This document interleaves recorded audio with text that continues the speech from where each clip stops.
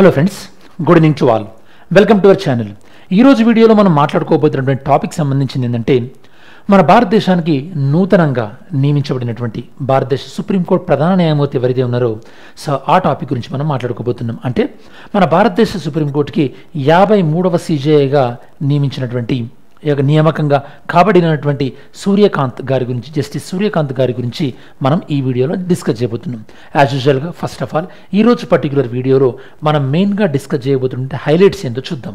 Okay, so ఈ topics మొత్తం కూడా ఇంపార్టెంట్ థీమ్స్ మనం డిస్కస్ చేయబోయేటువంటి, అంటే సీజేఐకి సంబంధించినటువంటి ఒక కాంటెక్స్ట్ ఎందుకు మనం ఇప్పుడు మాట్లాడుకుంటున్నాం, అలానే సీజేఐకి సంబంధించినటువంటి ఇంపార్టెంట్ ఆర్టికల్స్ ఏ విధంగా ఉంది, అలానే మెమరాండమ్ ఆఫ్ ప్రొసీజర్ అంటే ఏంటి, సీజేఐ యొక్క నియామకం విషయంలో, అండ్ సీజేఐకి ఉండేటటువంటి రోల్ ఏ విధంగా ఉంది, తన యొక్క పవర్స్ ఏ విధంగా ఉన్నాయి, ఫంక్షన్స్ ఏ విధంగా ఉంది, సీజేఐ యొక్క రిటైర్మెంట్, దాంతోపాటు మన భారతదేశంలో ఉన్నటువంటి సీజేఐ రోల్ని వేరే దేశాల్లో ఉన్నటువంటి సీజేఐని అక్కడ ఉన్నటువంటి ప్రొసీజర్తో ఎలా కంపేర్ చేయొచ్చు, ఇవి ఈరోజు వీడియోలో మెయిన్ హైలైట్స్.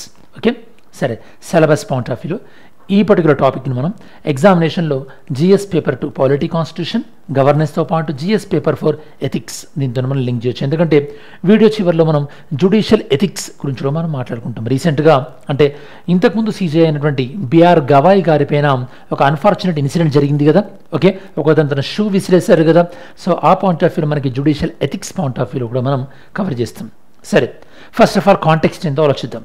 కాంటెక్స్ట్ ఏంటంటే, నిన్న మన భారతదేశ ప్రధాన న్యాయమూర్తిగా, సుప్రీంకోర్టు యొక్క ప్రధాన న్యాయమూర్తిగా మనకి జస్టిస్ హానరబుల్ జస్టిస్ సూర్యకాంత్ గారు ప్రమాణ స్వీకారం చేయడం జరిగింది. ఎన్నవ జస్టిస్గా? 53వ జస్టిస్గా. మరి ఎవరు రిటైర్ అయ్యారు? రిటైర్ అయింది జస్టిస్ బిఆర్ గవాయి గారు. ఓకే, సో మరి సీజేఐని నియమించేది ఎవరు? సీజేఐ నియమించేది ప్రెసిడెంట్. ఇక్కడ స్పెషాలిటీ ఏంటంటే, జస్టిస్ సూర్యకాంత్ గారిది తను ఎప్పటి వరకు కంటిన్యూ ఉండబోతున్నారు? 9th February 2027 వరకు కంటిన్యూ ఉండబోతున్నారు. ఇందులో స్పెషాలిటీ ఉందని మీకు డౌట్ రావచ్చు. ఈ మధ్య కాలంలో ఇంత లాంగ్ డ్యూరేషన్ టెన్యూర్ని, పదవీ కాలంని కలిగి ఉండబోతున్నటువంటి సీజేఐ సూర్యకాంత్ గారే. ఎందుకంటే ఇంతకుముందు చాలామంది సీజేఐలు ఇంక్లూడింగ్ మన బిఆర్ గవాయి గారితో కలిపి ఎవరు కూడా మోర్ దాన్ 1 year పాటు టెన్యూర్ని లేకుండే అనమాట.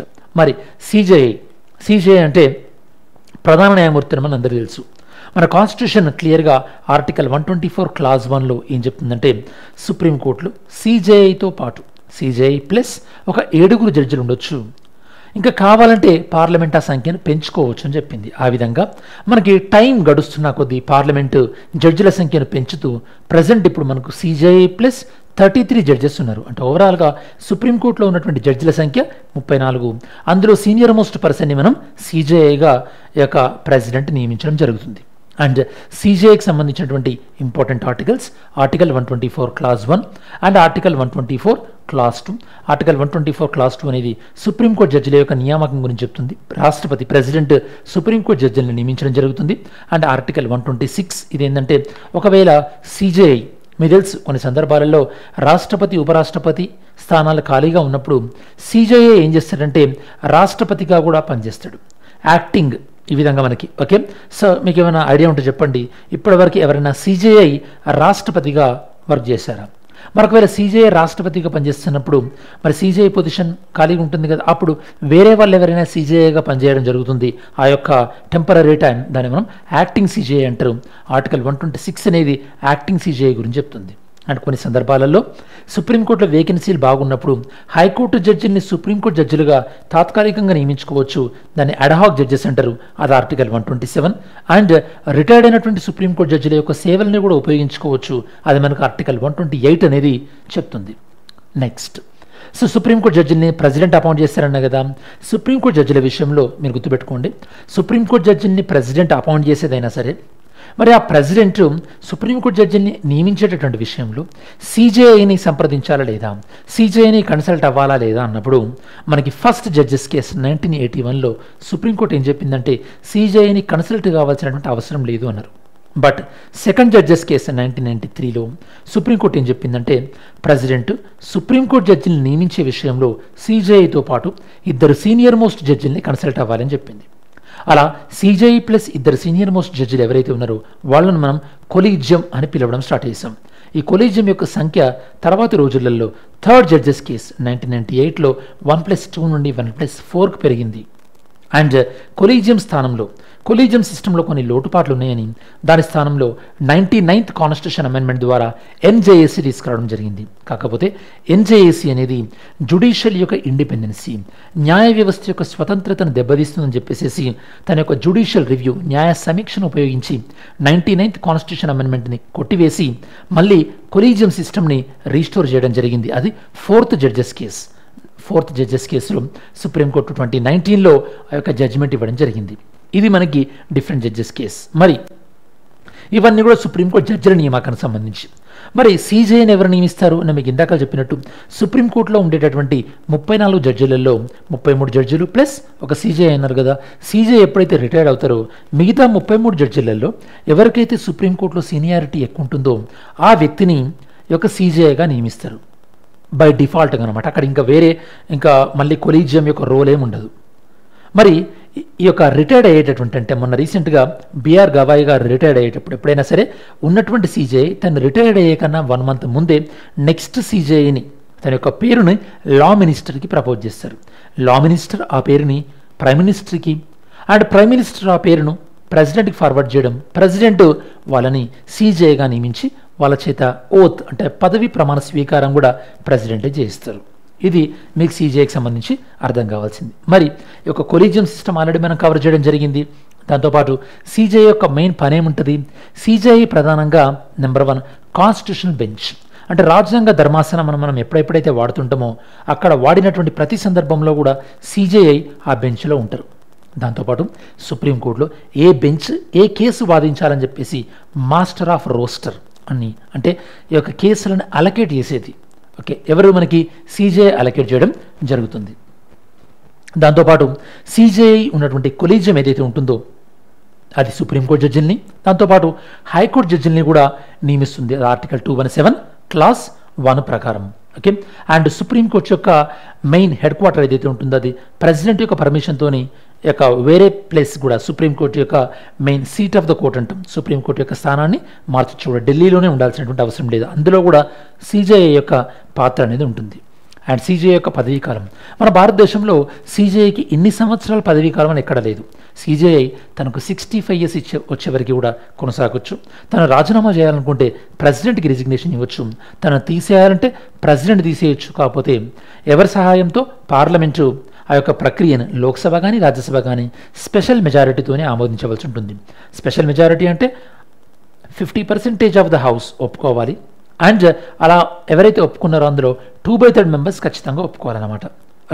అంటే 2/3 మెంబర్స్ ప్రెజెంట్ అండ్ ఓటెడ్ అయిన వాళ్ళు ఒప్పుకోవాల్సి ఉంటుంది. అండ్ ఈ నెంబర్ అనేది మెజారిటీ ఆఫ్ ద హౌస్, అంటే హౌస్లో 50% కన్నా ఎక్కువ ఉండాలి.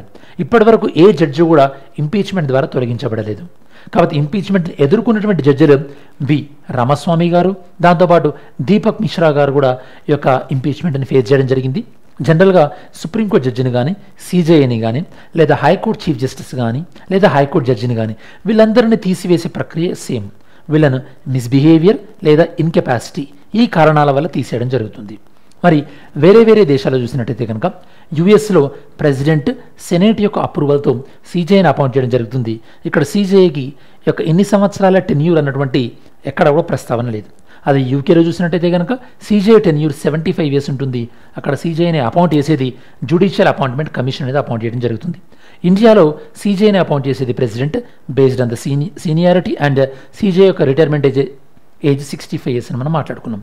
రీసెంట్గా ఈ యొక్క సీజేఐ గారిపైన, అంటే గత సీజేఐ గారిపైన ఒక వ్యక్తి తన యొక్క షూతోని అటాక్ చేయడం అనేది బార్ కౌన్సిల్ ఆఫ్ ఇండియా ఖండించింది, అలానే ప్రైమ్ మినిస్టర్ కూడా ఖండించారు. కాకపోతే మన సీజేఐ బిఆర్ గవాయి గారు తన గొప్పతనాన్ని చాటుతూ ఆ వ్యక్తి పైన ఎలాంటి యాక్షన్ తీసుకోలేదు. కాకపోతే ఇక్కడ ఒక విషయం గుర్తుపెట్టుకోండి, ఫ్రీడమ్ ఆఫ్ స్పీచ్ అండ్ ఎక్స్ప్రెషన్కి అండ్ ఒక వ్యవస్థ యొక్క ఇంటిగ్రిటీ మధ్యలో బ్యాలెన్స్ మెయింటైన్ చేయాల్సి ఉంటుంది. మనకు ఫ్రీడమ్ ఆఫ్ స్పీచ్ ఉంది కదా అని చెప్పేసి ఒక వ్యవస్థని అటాక్ చేస్తామంటే కనుక అది సరైనటువంటి పద్ధతి కాదు అని చెప్పొచ్చు.